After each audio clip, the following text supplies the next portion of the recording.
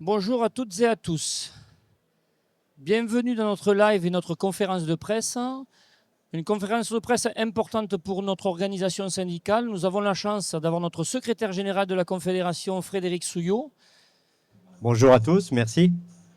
pour parler du monde agricole et parler des thèmes essentiels pour les salariés en particulier du monde agricole. Alors, je vais me présenter, Laurent Rescagnère, secrétaire général de la FGTAFO, Fédération générale des travailleurs de l'alimentation, qui regroupe les secteurs de l'agroalimentaire, l'agriculture, la grande distribution, les hôtels, cafés, restaurants, les emplois de la famille, l'artisanat alimentaire. Donc une fédération au cœur des sujets politiques et sociaux du monde agricole. Donc nous avons plusieurs sujets à aborder aujourd'hui. Je vais commencer par un sujet suffisamment important, nous semble-t-il, c'est le sujet du cognac. Nous sommes confrontés par une grosse difficulté sur les taxes en Chine. Donc, tous les contenants en dessous de 200 litres, à partir du 5 avril, vont être taxés à hauteur de 39%. Le risque, c'est que l'embouteillage se fasse en Chine directement et donc 70 000 emplois directs et indirects concernés. Donc une casse sociale sans précédent dans un secteur et dans un département qui peut être sinistré. Nous avons eu d'ailleurs ce matin, et Frédéric, je pense que tu vas pouvoir en parler, nous avons eu ce matin un rendez-vous avec les représentants des maisons du cognac, avec qui nous essayons de trouver des solutions pour évidemment qu'il y ait le moins de casse sociale et de perte d'emploi. Alors, bonjour à tous. Effectivement, le cognac, c'est une priorité pour ces différents départements. On parle de toute la région Nouvelle-Aquitaine. Et si en cognac, certaines grandes maisons se sont dit, si on exporte du vrac, on sera moins taxé. Sauf que si on part sur le vrac, on perd toute la filière amont, que ce soit les verreries, les étiquettes, les cartons, la logistique et tout ce qui va avec. C'est-à-dire que, in fine, entre 10 et 15 000 emplois directs, le nombre d'emplois induits, plus les services publics, c'est 70 000. Et, cerise sur le gâteau, quand le cognac est mis en bouteille, il y a ce qu'on appelle le congé, la part qui va pour financer notre protection sociale collective, la sécurité sociale, où l'abus d'alcool est dangereux, mais pour autant, on finance une partie de la sécu. Eh bien, si on part avec le vrac, pour le coup, c'est 15 000 emplois directs et ça fera jusqu'à 70 000 emplois indirects. Donc ce matin, on a mené cette discussion. Comment est-ce qu'on peut en sortir? Comment est-ce qu'on préserve l'industrie et les fleurons industriels français? Le cognac, que ce soit aux États-Unis ou en Chine, ça passe pour un produit de luxe, au même titre que LVMH et toute la mode qui va avec. Ce qui se passe en cognac, on l'a déjà connu en 2008 après la crise des subprimes. Quand les exportations se terminent, pour une grande partie de ces activités, vins et spiritueux, ça chute. Donc là, la première réponse, c'est APLD rebond. Chômage partiel, longue durée, pour pouvoir conserver les compétences le temps qu'on arrive à passer le creux. Et deuxièmement, nous avions, demandé, revendiqué à ce qu'on mette la mise en bouteille dans l'AOC cognac, comme ça existe en Champagne, comme ça existe en Pinot des Charentes et tout cela. Bon, on va rediscuter autour de ces sujets-là pour qu'on en parle paritairement et surtout pour qu'on évite, encore une fois, une dégradation de l'emploi et de l'industrie. Les taxes chinoises, c'est pour répondre à une volonté de taxes à l'entrée de l'Union européenne pour la voiture électrique.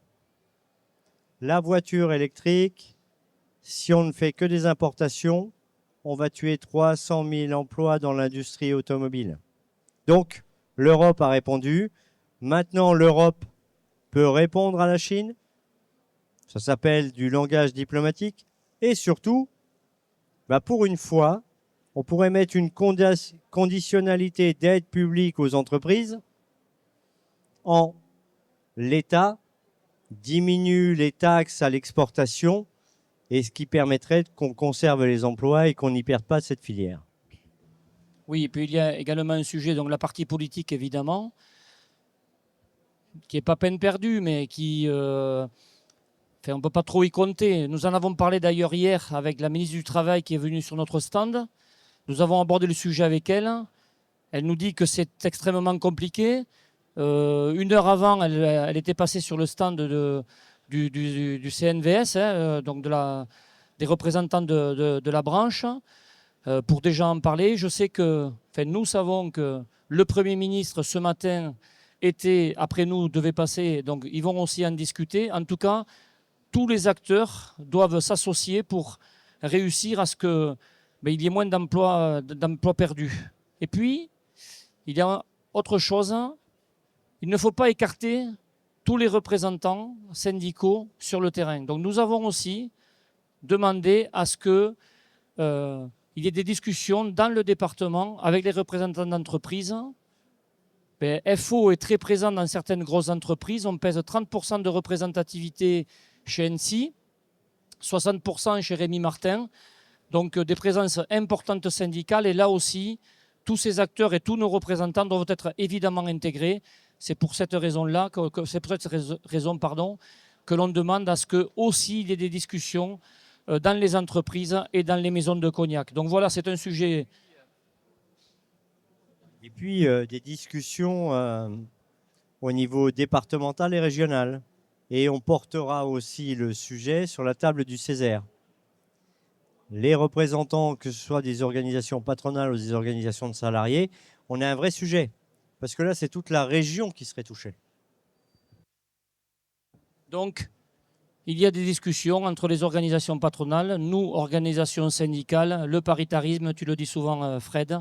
Mais c'est important et c'est en discutant qu'on trouvera des solutions. En tout cas, on s'en empare fortement. Nos représentants syndicaux sont très impliqués parce qu'eux-mêmes peuvent perdre leur emploi. Donc, jusqu'au plus haut de la Confédération, merci Fred pour le soutien à nos équipes. C'est important qu'ils se sentent soutenus dans ce moment extrêmement difficile. Donc, échéance 5 avril, c'est dans un mois. Possibilité de le reporter au 5 juillet, mais le 5 avril, le couperet peut tomber. Et là, par contre, ça risque de faire très mal. Alors, il y a aussi, dans le cadre de la formation professionnelle, reclassement, etc., tout un volet qu'il va falloir que l'on explore et on poussera l'ensemble des acteurs. Et je remercie aussi notre secrétaire général du département, qui est ici présent aussi. Tu peux venir, mon cher ami. Voilà, Henri Lalouette, qui est secrétaire général de FO dans le département de la Charente, qui est aussi le relais de la Confédération pour porter tous ces dossiers au plus près des pouvoirs publics locaux. Si vous avez des questions, mes chers... Ouais. Parce qu'en plus, on répond aux questions. On est venu un peu pour vous embêter quand même.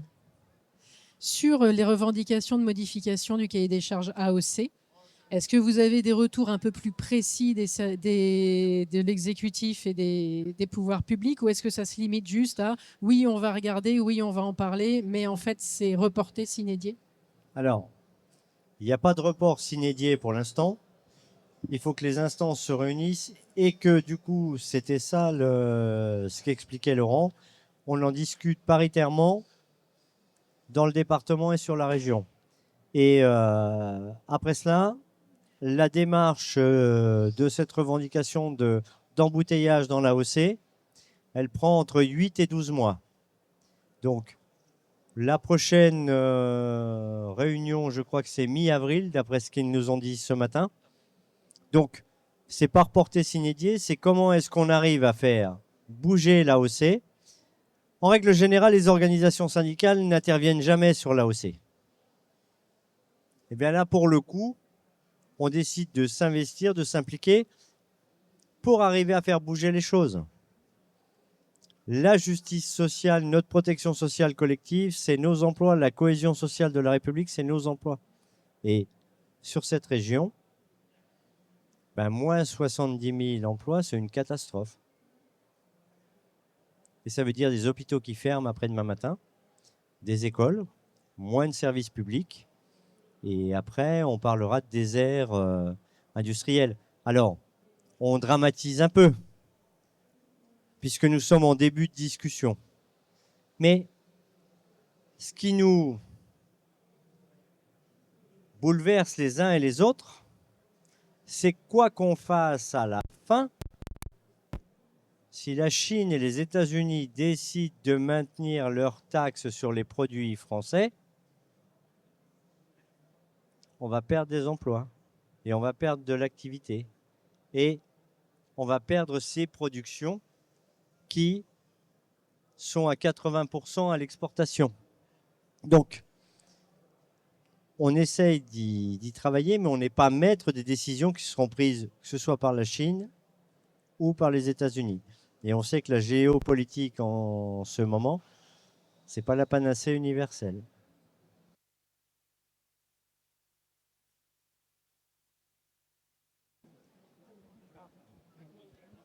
Oui, vous m'entendez? Ouais.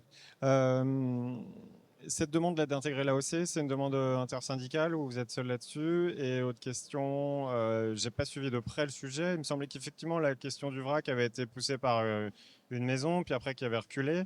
Est-ce que vous avez eu vent d'autres établissements qui vont le faire, qui ont prévu de le faire, annoncé qu'ils le feraient? Enfin voilà, où est-ce qu'on en est? Alors sur l'AOC, c'est poussé par notre organisation syndicale, ce que je crois. En tout cas, ce n'est pas un intersyndical pour l'instant. C'est fortement poussé par la nôtre en tout cas. Et sur le vrac, ça se fait déjà. Ça se fait déjà dans de nombreuses entreprises, petites entreprises. Je ne parle pas des grandes. Nous sommes peu présents dans les petites entreprises. Et donc celles-ci, effectivement, envoient déjà du vrac. Alors, si ça rentre dans l'AOC, vous allez me dire, il y a du risque pour ces petites entreprises. Mais entre ce qui est bon ou pas bon, c'est assez compliqué. Le sujet est tellement sensible que c'est extrêmement compliqué de prendre une position. En tout cas, notre objectif et notre représentation syndicale, elle est dans ces grosses entreprises. Et donc, on est aussi là pour défendre les intérêts de nos représentants dans ces entreprises-là. Donc, le vrac existe, effectivement. Et l'AOC n'est poussé que par nous pour l'instant. Voilà. Et sur votre deuxième question, ils sont revenus en arrière dans ce grand groupe pour dire c'est bon, on a compris le message, on arrête le vrac. Pour l'instant. Tant qu'on ne connaît pas le montant définitif des taxes sur les produits qui seront à partir du 5 avril ou 18 avril. 5 avril. 5 avril. Mais ils sont revenus en arrière. Comme quoi la mobilisation, ça fonctionne aussi. Oui, justement, je voudrais rebondir là-dessus parce qu'il y a déjà 2 mois, il y avait une grève qui donc avait fait reculer cette grande entreprise. Mais c'était donc bien en amont de l'affaire avec les États-Unis et ce n'était pas encore acté avec la Chine. Comment se positionne assez concrètement là le patronat? Parce que j'ai envie de dire, quelque part, ça va être tout bénef pour eux, vu que c'est effectivement un produit de luxe qui se vend particulièrement sur le marché asiatique. Le fait de ne plus faire d'embouteillage là-bas, qu'est-ce qu'ils en disent là pour l'instant? Alors, c'est une question très révolutionnaire que vous nous posez. Le patronat du cognac et le syndicat national des vins et spiritueux, eux parlent d'embouteillage, de mise en bouteille, et pas forcément de vrac. Parce que ce qui s'est passé pour l'industrie les années précédentes, Alstom a amené sa technologie, Airbus et tout un tas d'autres industriels en Chine. Et une fois que ça a été pillé, aujourd'hui le TGV chinois ne s'appelle pas Alstom, les avions chinois ne s'appellent pas Airbus, et les pompes à essence fabriquées en Chine ne s'appellent pas Tokheim. À l'époque, on a toujours une idée d'une joint venture en disant eh bien, on va aller s'implanter en Chine. Et 2 ans après, quand les brevets, la recette et tout cela sont arrivés, eh bien, la joint venture s'inverse. On passe à 51% chinois, 49% français. Eh bien, la seule chose que vous pouvez faire, c'est plier les Gaules. Et vous avez perdu ce qui faisait la spécificité du cognac. Et l'inquiétude qu'ils ont aujourd'hui, c'est qu'on leur a demandé leur cahier des charges, la recette et comment ils le font. Et c'est qu'après-demain matin, d'ailleurs, c'est passé aux 20h de TF1. Aux 20h de TF1, il y avait dégustation de brandy et de cognac en Chine, du brandy fabriqué par les Chinois et du cognac importé. Eh bien, les goûteurs disaient, ça a presque la même odeur, ça a presque le même goût. Et si à la fin, on perdait notre spécificité cognac et fleuron français sur vin et spiritueux, ben on aurait de l'importation qui nous viendrait de la Chine. Alors, c'est le commerce mondial, il ne faut pas non plus dramatiser les choses. Pour l'instant, on est sur la même ligne entre les employeurs et les salariés depuis que celui qui en avait eu l'idée est revenu en arrière en se disant qu'il y perdrait plus qu'il y gagnerait. Donc nous avons cette information depuis à peu près le mois de septembre-octobre de l'an passé. Il n'y avait pas de date d'échéance, donc jusque-là tout allait bien si on peut dire. Et puis effectivement, quand la date est tombée du 5 avril, ben, nos représentants se sont mobilisés, oui. Alors là, sur le coup, en intersyndical, dans certaines grosses entreprises comme NC. Et ça a permis aussi que l'on s'empare tous du sujet, les employeurs compris. Et ça a permis, du coup, d'avoir cette nouvelle date du 5 juillet qui pouvait nous dire, ça laisse le temps à la discussion pour qu'on arrive à supprimer ces taxes. On ne sait pas si on y arrivera, mais on ne marche pas à pas. Hein, c'est au fur et à mesure. Mais l'objectif final, et puis on va en rester là sur ce sujet, mais l'objectif final, c'est vraiment que l'ensemble des salariés conservent leur emploi, ou s'ils ne le conservent pas, en tout cas qu'ils soient reclassés. Et c'est bien ça l'idée. Henri Lalouette m'a envoyé une information qui est importante. Chez Camus, le vrac est déjà... ils envoient déjà un vrac en Chine plutôt. Camus, ce n'est pas une petite entreprise, hein, n'est-ce pas? Et puis, ils ont commencé le chômage partiel. Ça, ce n'est pas neutre non plus. Donc, on est déjà, ça y est, c'est parti, si on peut dire. C'est parti, là, la machine va se mettre en route. Et donc, c'est pour ça qu'on a besoin de soutien de tout le monde, et particulièrement Fred, qui en parle partout où il passe, et dans l'ensemble des médias. Ça prouve aussi une chose. Camus faisait déjà du vrac avant même que ça revienne sous le projecteur. Eh bien aujourd'hui, il passe en APLD rebond, chômage partiel et tout cela. Ça prouve que le vrac, ce n'est pas une solution non plus. C'est comment est-ce qu'on arrive à discuter au niveau de la diplomatie internationale pour les règles de réciprocité quant TVA ou taxes, on les appelle comme l'on souhaite, mais c'est le rôle de la diplomatie internationale.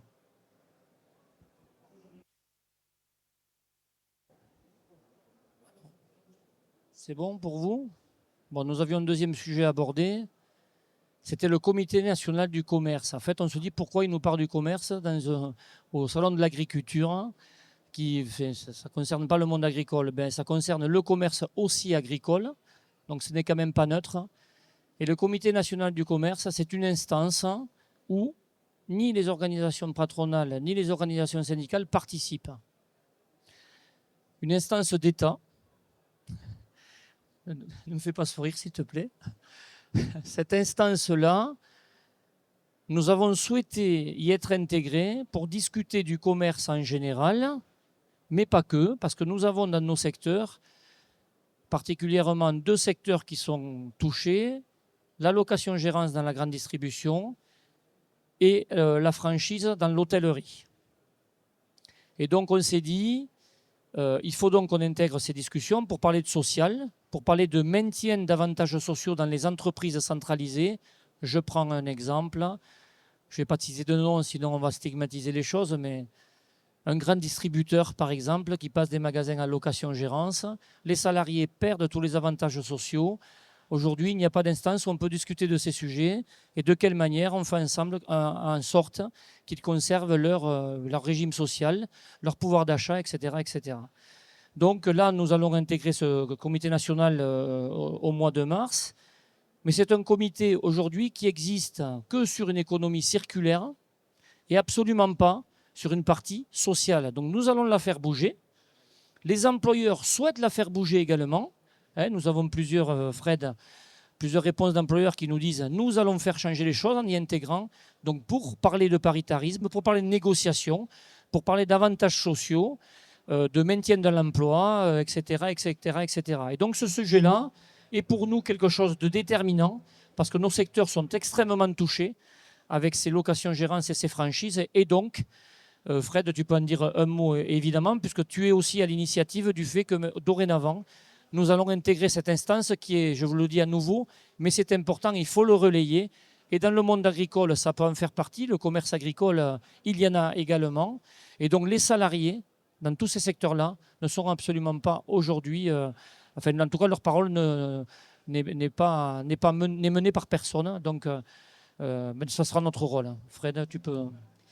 Alors, juin 2023, la première ministre de l'époque, Elisabeth Borne,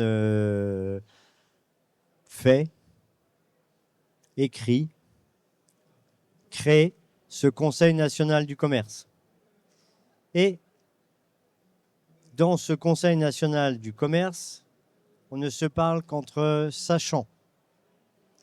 Bercy, la Caisse des dépôts et consignations, quelques ministères, mais surtout, on y oublie les interlocuteurs sociaux.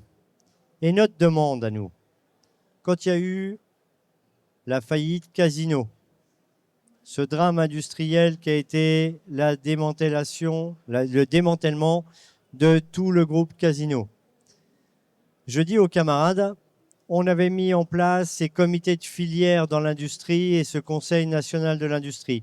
Il faut qu'on ait la même chose dans le commerce. Il avait déjà été créé, il nous avait juste oublié. Donc aujourd'hui, on y rentre. Et la discussion que nous avions sur Cognac, il y a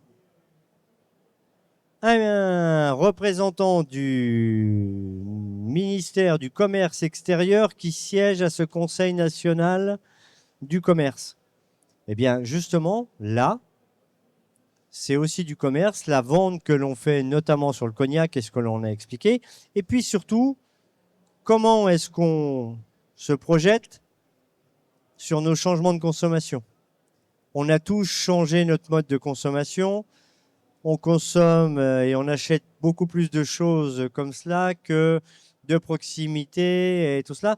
Et comment est-ce qu'on arrive à anticiper, comment est-ce qu'on arrive à se projeter dans les années futures sur notre vision du commerce? Et ça ne peut pas se faire sans les organisations syndicales de salariés. Les organisations syndicales d'employeurs sont super contentes qu'on l'ait demandé, puisque aujourd'hui ils vont bénéficier de la victoire de FO, puisque nous étions les seuls à la réclamer et nous l'avons obtenue. Bon, en même temps, Conseil national du commerce, on a tout à écrire, tout à faire.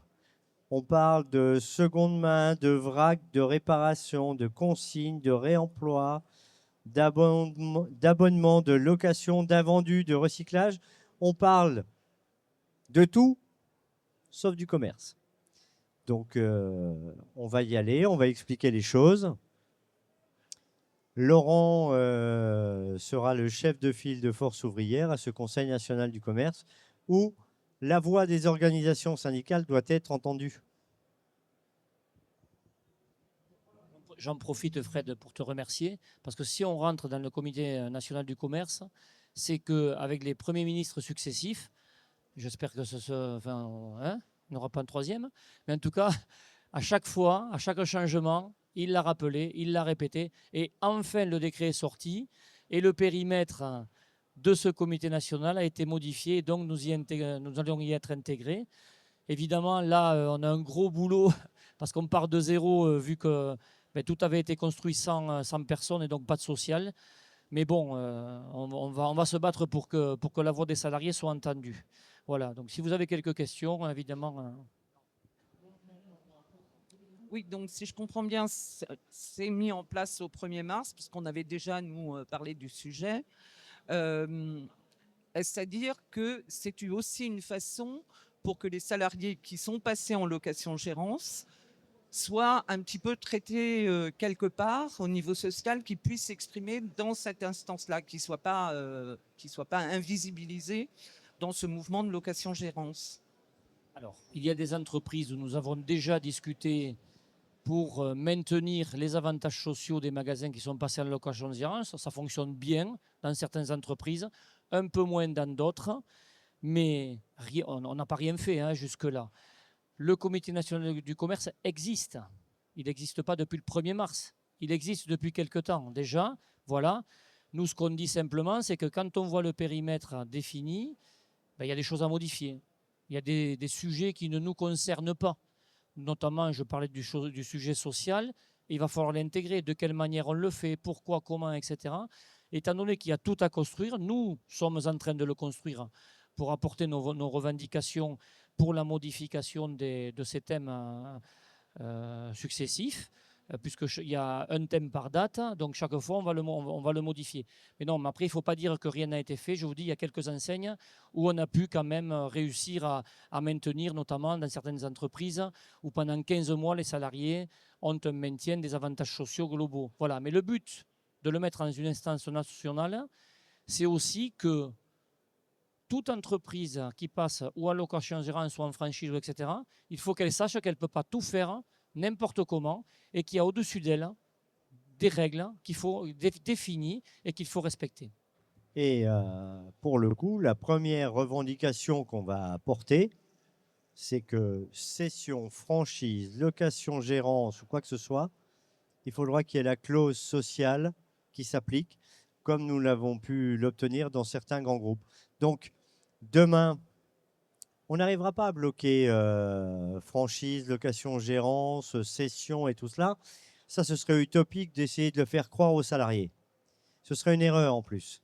Mais par contre, qu'on écrive des choses sur un minima une cause sociale pendant 12, 18 ou 24 mois avec l'ancien statut qui s'applique, et surtout que dans les appels d'offres ou dans les passages en franchise ou location-gérance, cette cause sociale soit dans le dur, actée.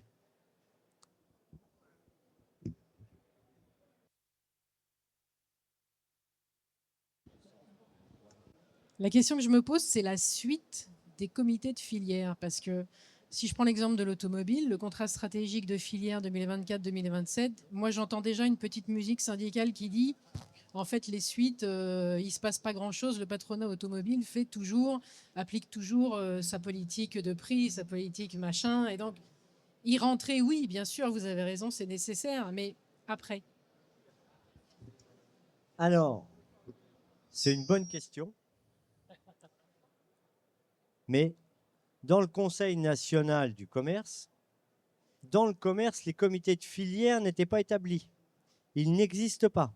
Ce qu'on a réussi à faire dans l'industrie, alors c'est vrai que là, le nouveau contrat de filière pour l'automobile, il est un petit peu plus compliqué parce que il y a transition climatique plus les lois. Et là, on nous dit moteur à explosion fin 2035. Mais là, on s'éloigne du Conseil national du commerce. Là, il y a tout à créer, toutes les filières. Et ce qui aboutit aujourd'hui dans l'automobile, on l'a créé en 2010. C'est-à-dire que pendant 15 ans, on a travaillé sur filière, comité de filière, emploi, évolution et tout cela, ce que l'on souhaite mettre en place au Conseil national du commerce, là où tout simplement, avec tout le respect que j'ai pour elle, ma première ministre préférée, Elisabeth Borne, nous avait juste oublié. Alors, du coup, le sujet sur les salariés agricoles. Nous avons eu il y a 3 semaines, un mois, Fred à peu près, nous avions organisé une conférence de presse à la Confédération à notre demande et puis surtout à la demande des salariés concernés. Aujourd'hui, dans le monde agricole et dans les médias en général, donc merci de votre présence et merci de le relayer également, nous entendons les syndicats agricoles. Les syndicats agricoles, on devrait ajouter patronaux, parce que ce n'est que des syndicats patronaux, nous en avons quelques-uns autour de nous aujourd'hui, et les pouvoirs publics ne discutent qu'avec eux. Et il y a les grands oubliés, c'est les salariés du monde agricole. Personne ne parle des salariés du monde agricole. À part dans la convention collective, où on parle de salaire, on ne parle pas de conditions de travail, on ne parle pas de saisonniers, on ne parle pas de minima sociaux. Et tout ça, c'est totalement évacué. Ce que l'on demande, et nous avions une garantie le 2 avril 2024, en intersyndicale, nous avions rencontré la conseillère sociale du président de la République qui nous avait confirmé notre présence dans ces discussions. Nous sommes 8 ou 9 mois après, nous ne sommes pas toujours rentrés dans ces discussions. J'en parlais avec nos collègues, toujours pas. Donc, on ne comprend pas pourquoi et de quelle manière nous allons pouvoir y rentrer. J'en ai aussi parlé hier avec la ministre du Travail. Bon, c'est le ministre de l'Agriculture qui est concerné. Pour autant, sur les salariés, la ministre du Travail doit nous aider. Elle nous a confirmé qu'elle allait en parler, qu'elle allait faire en sorte que l'on puisse discuter de ces salariés. Et donc, ça, c'est un point qui, pour nous, reste majeur. Et puis, il y a les aides publiques. Alors, je parle des aides publiques, aides françaises, si je puis dire. Mais il y a aussi les aides publiques au niveau de la PAC. Il y en a énormément, des montants exorbitants. Et aujourd'hui, les salariés se retrouvent parfois, où nous avons eu quelques cas, notamment dans le Champagne, avec des décès, pas de logement, pas de quoi boire, c'est du b.a.-ba, et même ça, il n'y a pas. Donc comment se fait-il que les exploitants agricoles puissent avoir des aides publiques sans aucune conditionnalité sur le minima, c'est-à-dire l'humain? Et là, aujourd'hui, notre seul rôle est juste d'être attentiste. Donc ça, ce n'est pas possible. Le gouvernement doit prendre ses responsabilités et nous intégrer dans ces discussions. Et je le dis à nouveau, mais Fred va appuyer là-dessus, évidemment. Qu'est-ce qu'on fait de ces aides publiques? Est-ce qu'il n'y aurait pas un thème social dans ces aides publiques, d'emploi, de conditions de travail, etc., etc., etc. Sur travailleurs agricoles, on confond souvent agriculteurs et travailleurs de l'agriculture. On ne veut pas monter les uns contre les autres, mais il y a un lien de subordination entre les uns et les autres. Et ce lien de subordination s'applique. Les minima sociaux, les négociations sur les salaires, les conditions de travail, pendant longtemps, on l'a un peu évacué les uns et les autres, puisque c'était souvent la famille de l'agriculteur qui employait ses enfants, ses neveux, sa femme. Mais la société a changé. Aujourd'hui, les travailleurs agricoles, on a une convention collective, on discute des minima sociaux et on tient. Quand l'Élysée dit il y a une crise agricole, soit, mais il y a aussi, s'il y a une crise agricole, c'est quand on dit il y a une crise industrielle, et ben elle touche y compris les travailleurs de l'industrie. Et bien là, elle touche les travailleurs de l'agriculture. L'année dernière, on avait fait le nécessaire pour que les syndicats de salariés soient reçus au moment de la bagarre qu'il y a eu avec les barrages, autoroutes bloquées et tout cela. Il se trouve que les travailleurs agricoles, pour une partie d'entre eux, ils ont continué à bosser dans les exploitations qui étaient, elles, en grève. Et pour d'autres, quand tout était fermé, on a dû aller réclamer du chômage partiel, de l'APLD et tout un tas de choses. Donc, les organisations syndicales de salariés sont légitimes à aller parler de tout cela. Alors, nous, c'est notre leitmotiv. À partir du moment où on distribue des aides publiques aux entreprises, quelles qu'elles soient, il doit y avoir une conditionnalité.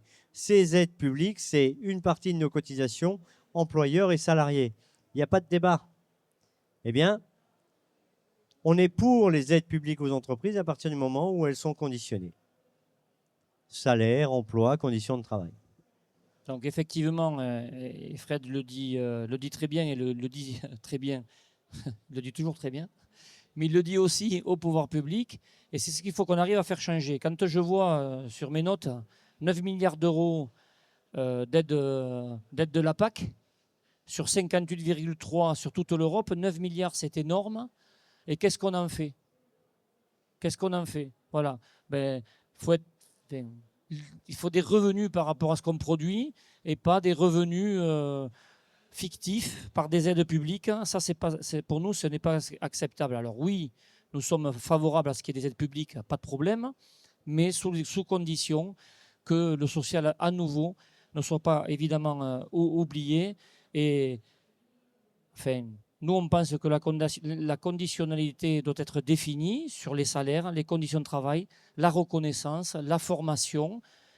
Et puis, quand on voit que, alors j'ai plus le chiffre exact, mais je crois que c'est 100 000 exploitations qui ne sont pas reprises en 10 ans. Je crois que c'est ça, je ne me trompe pas. Si Guillaume est par là, je pense qu'il me le dira. Hein, c'est ça, hein, voilà, bon, je me souviens bien. Donc, ce qui est énorme, là aussi, il y a peut-être la reprise des exploitations par les salariés. Ça peut être aussi une idée. Hein, c'est quelque chose d'important, justement, les inciter à reprendre et qu'il y ait une attractivité supplémentaire pour qu'il y ait la création d'emplois et de la reprise d'exploitation, puisque ça, c'est un vrai sujet aussi, évidemment, de souveraineté alimentaire. Sur attractivité, ben, on a la réponse à la question. C'est pour ça qu'on va rediscuter vendredi de ce qu'on appelle métier en tension. Et comme à chaque fois dans les métiers en tension, on va retrouver les métiers de l'agriculture. Et on va nous reparler des saisonniers. Et on avait pris nos responsabilités dans la négociation sur l'assurance chômage. Moi, j'ai pris mes responsabilités il y a très très longtemps quand j'étais secrétaire général de l'Union locale EFO de Beaune, où j'ai écrit un petit bout de l'accord qui fixe la loi sur le contrat vendange pour gérer les saisonnalités et tout cela. Donc, redonnons de l'attractivité à ces métiers. On a bien compris que demain, on n'allait pas multiplier par 2 la rémunération. Et si on l'aurait multiplié par 2, c'est qu'on n'aurait certainement pas réclamé assez. Mais pour le coup, il faut vraiment que paritairement, on rediscute des choses et qu'on soit autour de la table quand le gouvernement prend des décisions.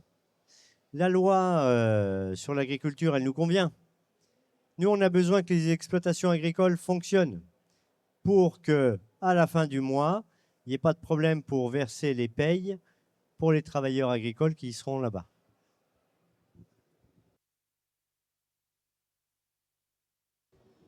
Oui, j'ai 2 questions. Vos revendications pour les retraites des salariés agricoles, et d'une. Et de 2, sur la conditionnalité des aides publiques.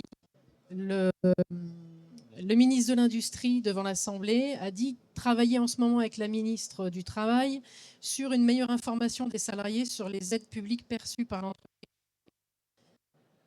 évoquant à demi-mot que ça pourrait passer par le CSE, sachant que l'avis du CSE ne lie pas l'employeur. Est-ce que ça vous conviendrait ou est-ce que vous jugez cela insuffisant? Alors, pour les travailleurs de l'agriculture, des CSE, on en a peu, voire pas du tout.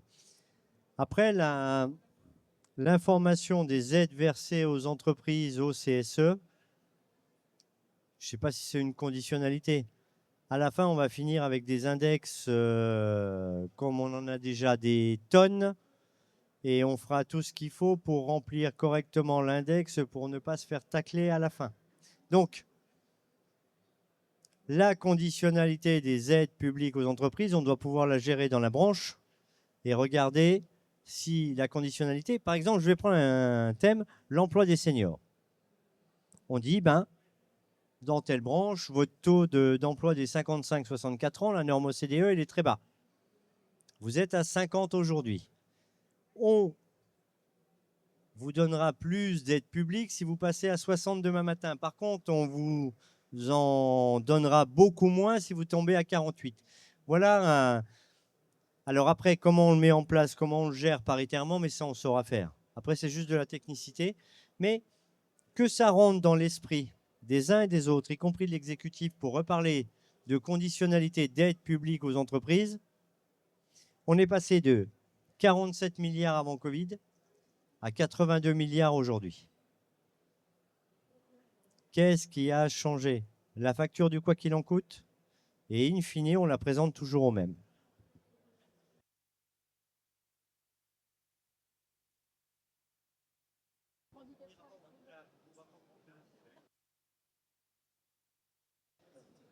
Non, non, après, l'autre, je me la réserve pour plus tard.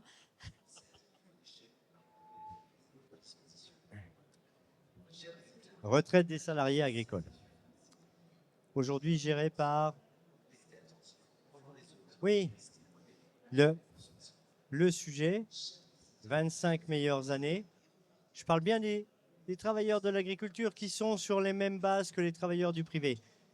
Là où on voudrait nous emmener, c'est régime de retraite des exploitants agricoles. Pour tous les autres, pour les travailleurs de l'agriculture, il faut juste qu'on arrive à mettre des critères de pénibilité, usure au travail, mais comme pour la totalité des salariés, ils ont la retraite par répartition, on tient à ce qu'ils la conservent. On voudrait bien faire revenir l'exécutif sur les 15 meilleures années plutôt que les 25 meilleures années, et puis tout un tas d'améliorations des conditions de départ à la retraite. Mais pour les salariés de l'agriculture, ils sont sur le même régime par répartition que les autres travailleurs du privé. Oui, je reviens sur les aides publiques. À part le fait que ça puisse être un levier pour parler plus généralement des aides publiques, de leur conditionnalité, qu'est-ce qu'il y a de spécifique par rapport au monde agricole? Parce que... Mais il l'a expliqué. Oui, non, mais sur les aides qui sont accordées, donc la répercussion sur les salariés, elle est la même au niveau exonération, au niveau de leur salaire. Je ne comprends pas bien ce qu'il y a de spécifique. Alors la spécificité.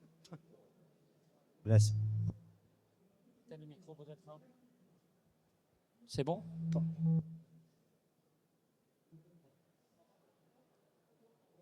Alors, c'est bon? Oui, ça a l'air de fonctionner. Non, ce qu'on dit, c'est que les conditions de travail des salariés dans le monde agricole sont déplorables aujourd'hui. Elles sont extrêmement déplorables. Il n'y a pas le minimum vital, si on peut dire. Quand on dit manque d'eau, quand on dit mal logement, ça parle. Donc, on oublie l'essence même de l'être humain. Nous, ce qu'on dit, comment se fait-il que ces aides publiques, notre argent, nos finances, ne puissent pas être conditionnées alors que les exploitants agricoles eux-mêmes, pas la grande majorité évidemment, en tout cas certains, ne donnent pas le minimum vital à leurs propres salariés? Comment se fait-il qu'ils puissent toucher des aides publiques et que, en contrepartie, ils ne s'occupent pas de leurs propres salariés? Ça, c'est pas normal. Donc là, il faut qu'il y ait cette conditionnalité pour qu'ils soient obligés de mettre le minimum vital, comme je disais, les salaires, les conditions de travail, la formation, la reconnaissance, etc., etc., etc. C'est sous cette forme-là que l'on souhaite absolument que ça soit intégré, parce que malheureusement, avec le recul que l'on a, on s'aperçoit que ça ne fonctionne pas en disant simplement « vous devez » ou par la branche. Par la branche, parce que c'est notre seul levier aujourd'hui, il vous faut faire ça. Ben non, puisque ça ne fonctionne pas, eh ben on trouve une solution par les aides publiques. Comme ça, ils seront obligés de le faire. Plus de contrôle. Est-ce que Je pense que c'est le micro là qui ne fonctionne pas. Alors plus de contrôle. pourquoi pas, en fait? Tout est à construire, puisqu'on dit qu'aujourd'hui, ça n'existe pas. C'est pour cette raison qu'on souhaite être intégré dans les discussions. Et en étant intégré dans les discussions, c'est tous ces sujets-là qu'on pourra aborder avec, évidemment, et pour trouver les meilleures solutions pour l'imposer. Et surtout, je le redis, c'est que les salariés travaillent simplement dans un cadre normal.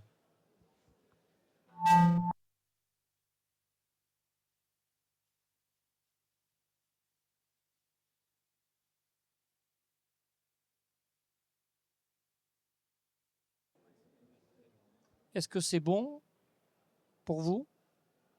En fait, vous l'avez fait exprès pour qu'on ne puisse plus poser de questions. Moi, j'aimerais bien un point sur les résultats des élections aux chambres d'agri.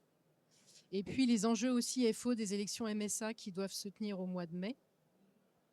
Et la petite dernière, ce serait de savoir ce qui s'est dit hier entre M. Souillot et M. Bayrou sur les retraites. Ben oui, c'est rien que pour l'embêter, j'ai fait exprès.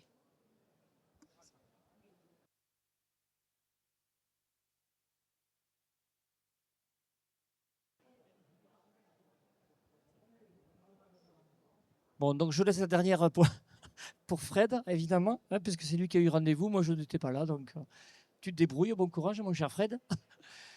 Donc, je vais commencer sur les élections chambre d'agriculture. Donc, c'est un sujet pour notre fédération et pour la confédération en général extrêmement important, puisque c'est un sujet qui agrège notre représentativité confédérale. Et donc, il a fallu qu'on mette une structuration assez précise, je dirais presque assez militaire, pour que nous arrivions à progresser.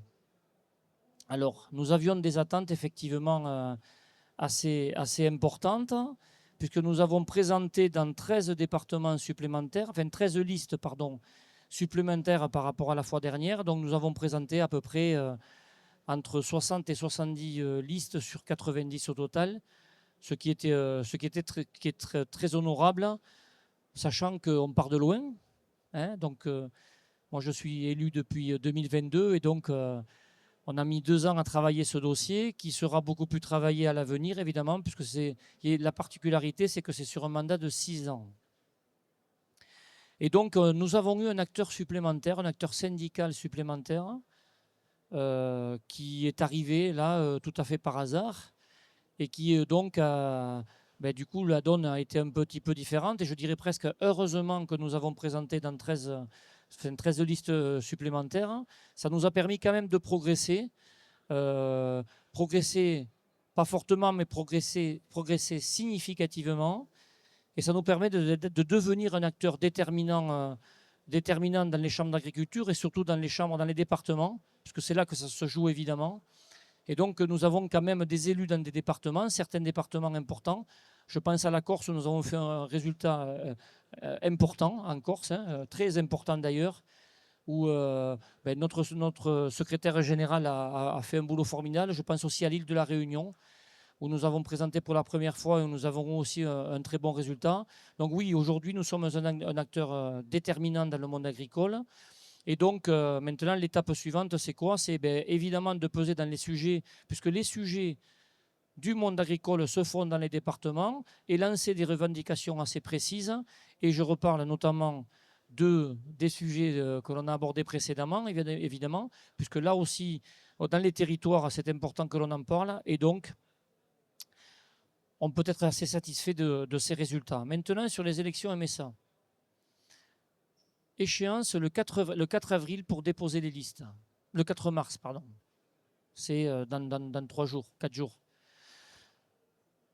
Nous avons déjà des listes bien complètes dans beaucoup de départements. Alors, ne me demandez pas les chiffres, je ne l'ai pas en tête. En tout cas, je sais que dans les départements, ça a fortement travaillé et nos relais par les unions départementales ont fortement travaillé pour déposer des listes. L'enjeu, c'est quoi? C'est la caisse centrale, c'est la caisse départementale, mais c'est aussi la caisse centrale. Nous en avons la présidence aujourd'hui, FO. Nous espérons en tout cas peser fortement et avoir suffisamment de représentants à la caisse centrale pour peser dans les décisions et surtout être présent s'il y a des difficultés. La MSA, c'est C'est la deuxième caisse du pays après la sécurité sociale. Et donc, le monde agricole, il n'y a pas que les salariés du monde agricole, il y a les salariés des coopératives agricoles. Je prends un exemple, les coopératives laitières sont aussi concernées. Et donc, tous les salariés qui sont rattachés à la MSA sont concernés. Et donc, là aussi, pour que les remboursements se fassent régulièrement, qu'il n'y ait pas de couac, il faut absolument que nous, organisations syndicales, nous soyons présents à cette caisse centrale. Et c'est par ces résultats que nous poserons beaucoup plus. Donc les élections ont lieu du 15 mai au 31 mai. 12 mai du 4 au 16 mai. Voilà, bon, j'avais 15 jours d'avance, de retard. Donc voilà, et à partir de là, évidemment, nous espérons que nous allons peser. Nous avons déjà des élus. Nous en avons eu un derrière nous qui est élu en département, Laurent Sur, ici présent, qui est très impliqué dans le sujet, qui est un salarié du monde agricole d'ailleurs. Si vous voulez lui poser des questions, il est là aussi pour ça. Donc c'est fait. Bon, mais c'est super. C'était aussi l'idée. Et puis la dernière question, Fred. Le Premier ministre avait l'air en forme. Il se sentait bien. La discussion pour lui était de savoir est-ce que nous allions discuter de cette concertation sur les retraites et comment est-ce que nous allions en parler. Je lui ai rappelé que nous n'étions pas d'accord sur le format, ni sur le périmètre. Dans le format, même si on conteste un certain nombre de choses, on est très très légaliste à Force ouvrière. À partir du moment où il y a une loi sur la représentativité qui fixe le nombre d'organisations syndicales et le nombre d'organisations patronales, eh bien, le Premier ministre ne peut pas décider de dire « Ah ben, j'inviterai bien monsieur machin pour qu'il y vienne et j'inviterai bien monsieur truc pour qu'il soit là » et mettre de côté d'autres personnes. Après, sur le fond,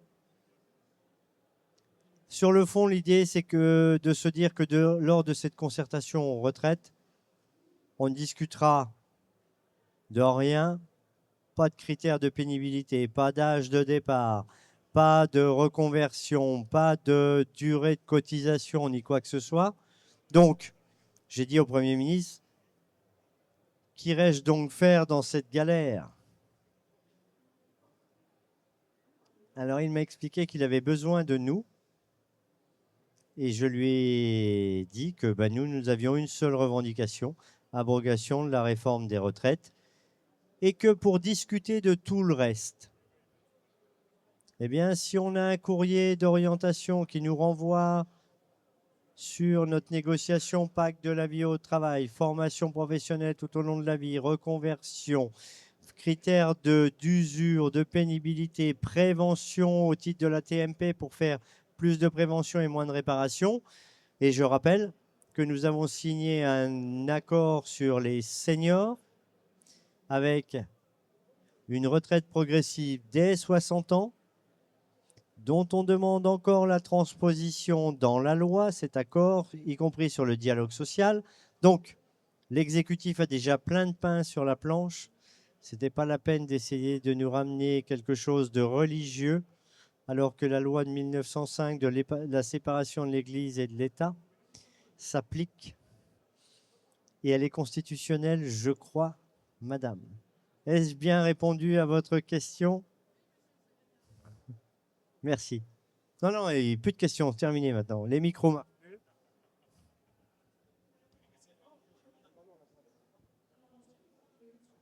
Bien, si c'est bon pour tout le monde, on vous remercie beaucoup de votre présence, vous journalistes. Et puis, n'hésitez pas à vous rapprocher du stand de la FGTA. Nous sommes présents jusqu'à la fin du salon. Donc, n'hésitez pas à venir nous rencontrer, venir adhérer. N'hésitez pas à venir adhérer. Nous sommes là pour vous aider. Et puis, sur le monde agricole ou autre sujet, peu importe, on vous renverra vers nos amis du secteur. Très bonne fin de journée. À bientôt. Au revoir.